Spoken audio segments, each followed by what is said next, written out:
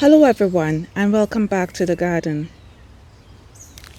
In my last video, I spent some time dividing a number of my perennials to create more plants without spending any extra money. Whenever we divide plants, there's always a little bit of uncertainty. Will they settle in? Will they grow? And will they eventually become the beautiful plants we imagine?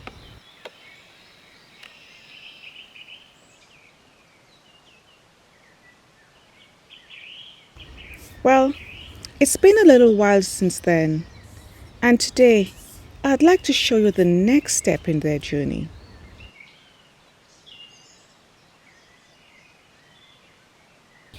One of the things I love about slow gardening is finding new ways to use the plants I already have. The small divisions are beginning to establish themselves, and rather than leaving them sitting in their pots, I've started putting them to work throughout the garden. But before we begin, I want to share something I've been thinking about lately. There's a stage in every garden that I like to call the waiting garden. It's that time when seeds have germinated, the seedlings are growing, and you've done all the hard work, but the flowers haven't quite arrived yet. If you've ever grown flowers from seed, you'd probably know exactly what I mean. It can be tempting to think your container should already be overflowing with color, especially when garden centers are full of beautiful mature plants.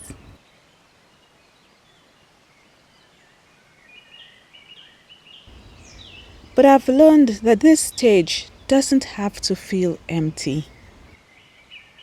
The waiting garden has a beauty all of its own.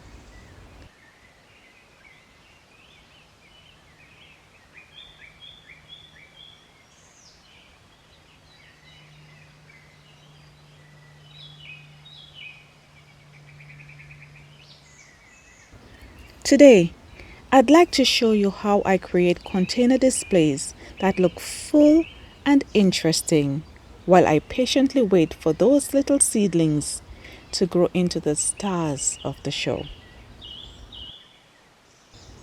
Whenever I put together a container display, I don't start by thinking about flowers.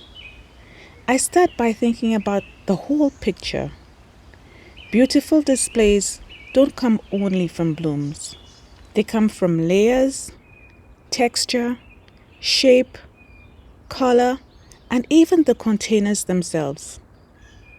Garden centers have some wonderful planters, and if buying new containers fits your budget, they can become beautiful features in their own right.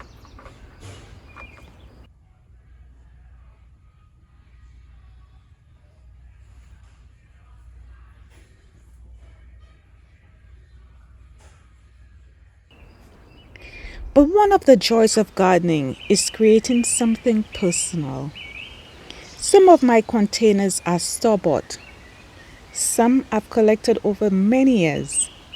And some I've made from recycled items like old washing machine drums. Mixing them together gives the display character and reminds me that beauty doesn't have to come with a high price tag. Earlier this year, I divided some of my hostas and wormwood, and today they're helping to fill these containers. Hostas provide those bold, lush leaves that instantly makes the planter feel established. The soft, silvery foliage of the wormwood creates a beautiful contrast against the deeper greens. Even without flowers, these plants bring color, texture, and structure. One trick I've found really helpful is thinking beyond just one container. Instead of expecting a single planter to do all the work, I create little groups. The different heights immediately create movement.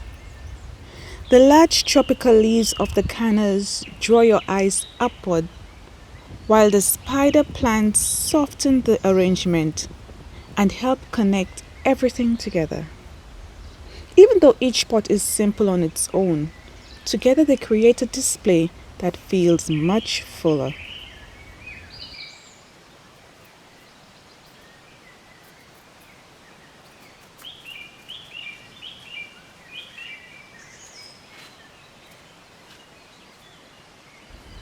I also enjoy adding natural and recycled elements throughout my displays. Old logs introduce warmth, texture, and a sense of age. They help soften the edges of containers and make everything feel connected to the garden around them. Sometimes I add old rusty pieces that I've collected over the years. The warm rusty tones create little pockets of color, especially before the flowers begin blooming. They're small details, but they add personality and make each display feel unique. And when I step back, I don't see containers waiting for flowers anymore. I see layers. I see texture. I see different shades of green. I see plants that have been divided and given a second life. I see recycled containers standing beside old favorites.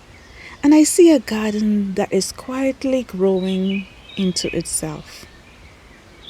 Then when my petunias and pansies finally begin to flower, they simply become another beautiful layer, rather than carrying the whole display by themselves.